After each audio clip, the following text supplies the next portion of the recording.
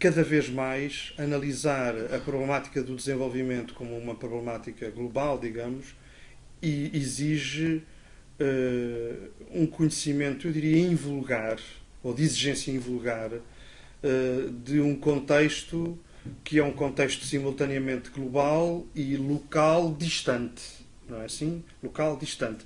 E local também próximo, porque é também aqui, digamos assim, que se joga a problemática do desenvolvimento. Portanto, a questão do contexto, a questão do conhecimento do contexto é absolutamente necessária. E eu creio que realmente, desse ponto de vista, as coisas são fracas. Por outro lado, formação, claro, quer dizer, como em tudo, eu não seria capaz de ser jornalista desportivo se não soubesse as regras dos desportos que vou cobrir e se não soubesse como é que funciona o mercado do futebol, ou do handball, ou do basquete, e se não soubesse essas coisas estranhas dos dirigentes que são isto e que são aquilo e que são aquilo outro. Quer dizer, portanto, há aqui uma questão de formação que nota-se a falta dela, não é? E por isso é que há um ou dois, estou a exagerar provavelmente, mas quer dizer, há um ou dois, ou uma ou duas jornalistas que se destacam pelo conhecimento que efetivamente demonstram daquela realidade. Porque na generalidade dos casos é um tratamento, enfim, sofrível, quer dizer. A minha opinião sobre o jornalismo, digamos, que se faz hoje é que é um jornalismo light, um jornalismo sexy, um jornalismo que muitas vezes está a varrer para baixo do tapete. Por exemplo, eu posso ir fotografar um pobre, mas muitas vezes pedem para fotografar o pobre bonito, ou seja, não fotografo o pobre como ele vive, como ele é, não é? Tenta sempre adorar a pílula, como se costuma dizer, com uma situação que é dramática. Ou seja, eu acho que hoje, dado vários fatores, essencialmente até fatores económicos, a comunicação social, a sensação que tenho é que está presa. Agora, se me perguntas aqui, eu não sei bem explicar, mas talvez se calhar ao poder político. Há uma desatenção, uma desvalorização da informação que vem de África que é comum a quase toda aos nossos órgãos de comunicação social de grande difusão. Não estou a falar daqueles especializados e localizados, como é óbvio. Há a desvalorização dessa informação, a menos que seja uma grande catástrofe, um conflito, uma guerra civil. Tudo o resto está muito longe, apesar de, em alguns destes países, se falar a nossa língua, não é? Hoje a imprensa portuguesa, estou a falar de comunicação social em geral, tirando algumas e louváveis exceções, onde aparecem trabalhos grandes sobre isto, e por aí é possível apreciar a qualidade. A generalidade das notícias que aparecem sobre o desenvolvimento são muito pequeninas, são mesmo notícias, ou então são aquelas coisas a dizer que o Secretário de Estado vai a São Tomé assinar um novo PIC, não é? Ou coisas deste estilo que não têm depois um PIC, não é? Estes programas de cooperação têm, lá dentro tem um mundo de coisas que estão reduzidas são visualmente um memorando de 2 páginas, com alíneas, que à partida, mas não tem graça nenhuma, mas depois cada uma daquelas alíneas tem um mundo lá dentro, porque aquilo corresponde a auxílios ou vidas de pessoas concretas nesses países, não é? Com as redações cada vez mais pequenas, torna-se cada vez mais difícil haver alguém que possa especializar-se e que possa ter disponibilidade para ir acompanhando, não é? Penso que há artigos, peças pontuais, mas é muito raro um acompanhamento sistemático desta área. Também é uma área um bocadinho difícil, não é? Os termos, é difícil entrar, é difícil passar isto para na verdade, um discurso e uma informação mais apelativa, porque os termos são sempre muito pesados. Eu diria que há 2 questões que me preocupam. Uma é o facto de se tratarem só pequenos acontecimentos, pequenas situações, não dando o enquadramento porque é que elas acontecem, ou de porque é que elas são relevantes. A outra são erros de conhecimento da matéria e que por vezes fazem com que a informação saia desvirtuada e não contextualizada. Já sentiste alguma vez um problema do tipo de fazer um tratamento sobre uma situação que envolve uma organização e que, quer dizer, contar a história toda pode comprometer inclusivamente a própria ação que está a decorrer no terreno? Sim, pois isso já. E ter que balançar entre... Isso é que é crítico. Pois. Sim, essa decisão é complicada porque tem mesmo que se pesar na balança. Tive acesso à informação que não usei. Claro. Para não prejudicar o projeto demasiado. Pois aquilo também é questão de... Aquilo, se naquele caso está-se a passar em 3 ou 4 pessoas que dirigiam, mas haver toda uma série de gente que está no terreno a trabalhar e que não tinha nada a ver.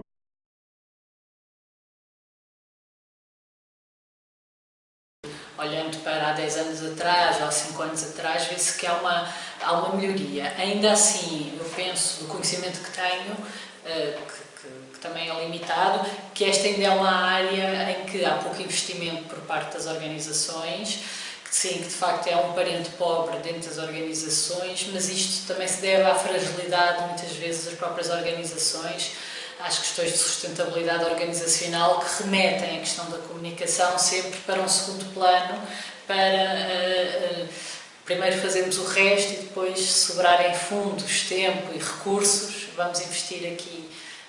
E por isso acho que a profissionalização avançou mais noutras áreas e menos na área da comunicação, embora seja central para a vida das organizações. Os temas não são tratados com a profundidade e muitas vezes com um ângulo que consiga captar o interesse e a motivação das pessoas.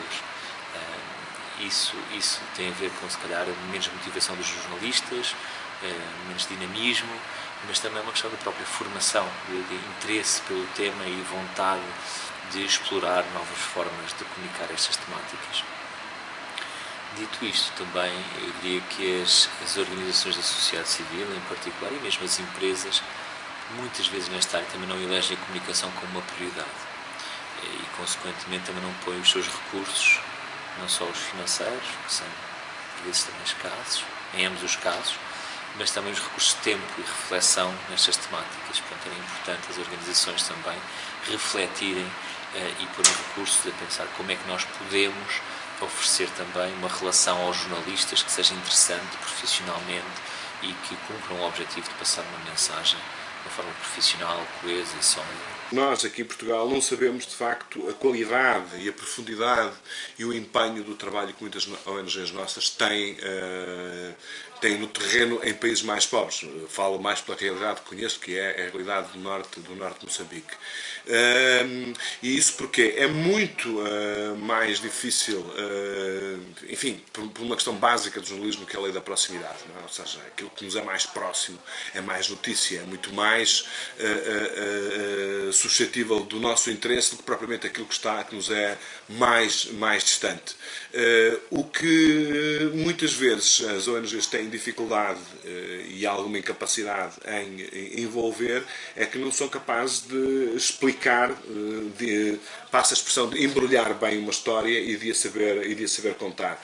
Portanto, enfim, eu não digo que seja esse o essencial da sua missão, não é, seguramente, mas muitas vezes ser capaz de perceber, de encontrar os ângulos de abordagem que tornem essas histórias, entre aspas, distantes em histórias, entre aspas, mais próximas, é mais uma questão de estratégia e de sensibilidade do que propriamente estar dependente ou da indiferença dos jornalistas ou da menor importância que o trabalho que elas estão a fazer possa ter.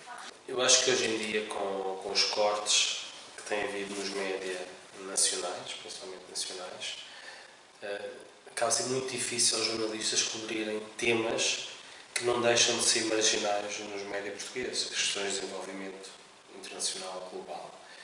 Eu diria que, nesse sentido, o melhor caminho passará pelos próprios profissionais ou quem trabalha no desenvolvimento facilitar o trabalho dos jornalistas, como quando se quer divulgar uma série de trabalhos ou uma série de debates nesta área do desenvolvimento global, preparar toda uma documentação, uma contextualização, os comunicados de imprensa, mas de forma que seja, não é dar relatórios e dar, sei lá, toda uma série de documentos, não, é quase fazer como se fosse um artigo jornalístico e facilitar aos jornalistas. E eu diria que o jornalista mais sério provavelmente pegaria nisso e iria fazer retrabalhar esse artigo ou introduzir mais informação, mais dados, verificar se aquilo está correto ou não. Mas no fundo é facilitar o trabalho que o jornalista está a fazer. É uma tradição que tem que ser resgatada. É nós, sociedade civil, produzirmos informação sobre a informação produzida. Isso é muito importante. Ou seja, que a imprensa saiba do que nós pensamos da sua forma de trabalhar.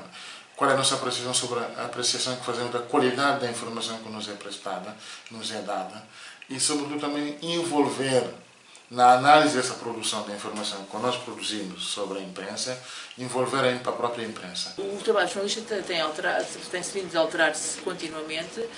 Nós temos menos tempo para fazer as coisas.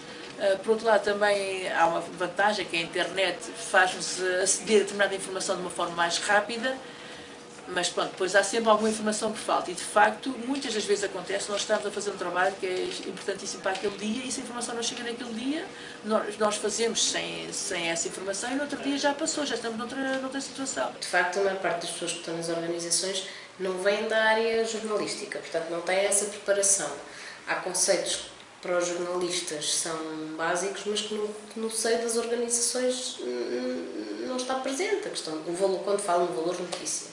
O valor notícia é uma coisa que para o jornalista é muito, quer dizer, é relevante, tem que ter a personificação, tem que ter um número de pessoas, tem de envolver um número de pessoas que seja representativo, portanto há uma série de questões que podem motivar muito mais e o interesse dos média sobre aquele tema. A disponibilidade naturalmente tem de estar presente, porque o jornalista está no seio de uma organização onde tem de cumprir um horário, onde tem uma hora de fecho ou múltiplas horas de fecho, como é o caso do online.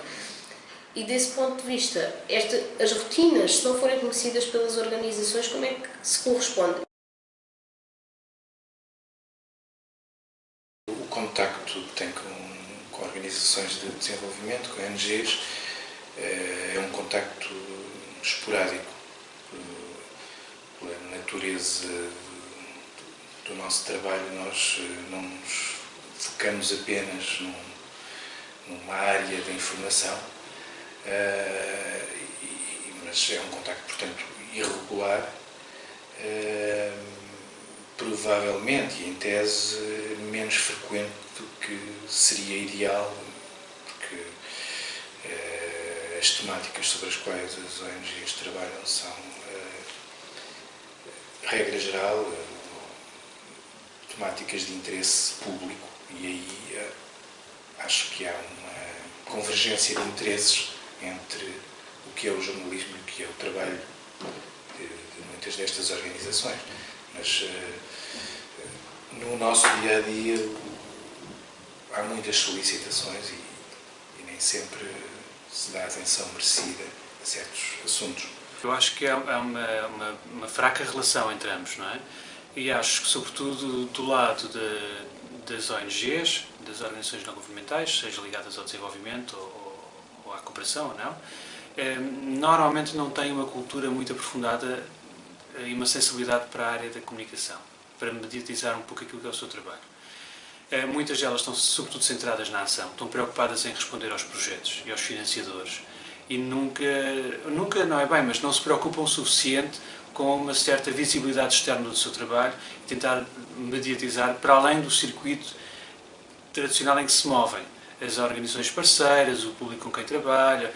Esses vão conhecendo o seu trabalho, mas o público mais alargado, que é importante para credibilizar a ação das ONGs, nem sempre se consegue chegar. Há hoje uma relação bastante fluida e próxima com muitos mídias, com muitos jornalistas, mas normalmente a fluência desse trabalho embate normalmente numa questão que hoje em dia está a tornar um pouco mainstream. Já era tendência há uns anos atrás, mas com a crise financeira vai agravar-se, e o facto de essa crise ter levado à redução de recursos humanos e à contratação massiva de estagiários leva a que, e isto obviamente também associado ao enorme fluxo de informação com que todos somos bombardeados, tem levado o jornalismo a converter-se numa lógica de copy-paste e não propriamente um trabalho de investigação e de maior aprofundamento dos temas.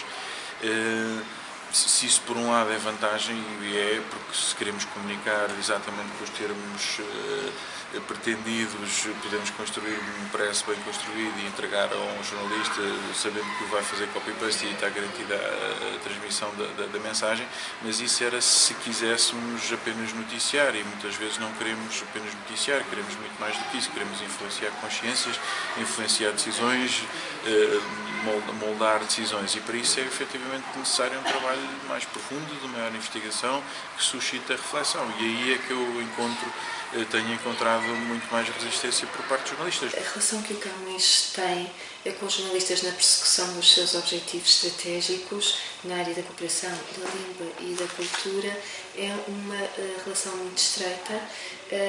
Nós recebemos diariamente pedidos de jornalistas, pedidos de informação, pedidos de entrevistas, que articulamos com a nossa direção no sentido de dar resposta. Temos também uma mailing list que está a ser sempre permanentemente atualizada e que fazemos o contacto também quando pretendemos divulgar as nossas iniciativas, os nossos eventos. Fazemos o contacto com os jornalistas através de notas de imprensa, comunicados de imprensa, etc. Em geral, nós vemos os jornalistas como aliados no nosso trabalho, porque é fundamental que eles veiculem a informação correta acerca das atividades que vamos desenvolvendo e também sobre a problemática dos refugiados, tanto em Portugal como no mundo.